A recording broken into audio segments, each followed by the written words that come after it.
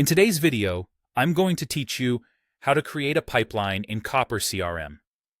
By the end, you'll know exactly how to set up a clean, trackable pipeline that matches your process and supports accurate forecasting. Start by opening your browser and searching for Copper CRM.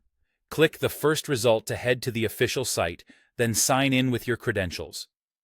Once you're in, look to the upper left corner of the screen, click your profile icon, and choose Workspace Settings. This takes you to the administrative area where you control how Copper is tailored to your team. On the left-hand menu, scroll down to the Customize section and select Pipelines. This is where all of your current pipelines live and where you'll create new ones. Click the blue Create New Pipeline button to begin. You'll first see fields to configure the pipeline's details. Give your pipeline a clear, specific name that tells your team exactly what it's for, such as enterprise sales or client onboarding. Descriptive names make reports easier to read and help users pick the right pipeline without guessing. Next, choose the record type. Opportunity is the standard option for sales deals and anything where you're moving toward a closed-won outcome. Project is helpful when you're managing delivery work or implementations after a deal is signed.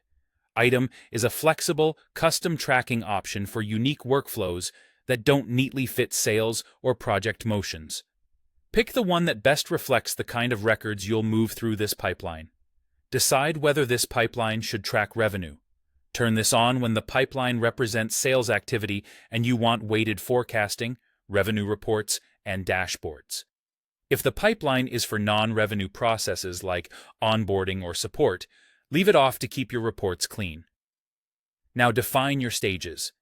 Add each step of your process in the order work actually happens. For example, discovery, proposal, and negotiation. Keep stage names simple and action-oriented so users know when to move a record forward. Aim for a set of stages that covers your process without being overly granular. For sales pipelines, enter a win probability percentage for each stage. Early stages typically carry a lower probability and later stages a higher one. These percentages power weighted revenue forecasting, so choose values that reflect your historical close rates and how confident you are at each step. When everything looks right, click Save to finalize your new pipeline. You're ready to start using it right away.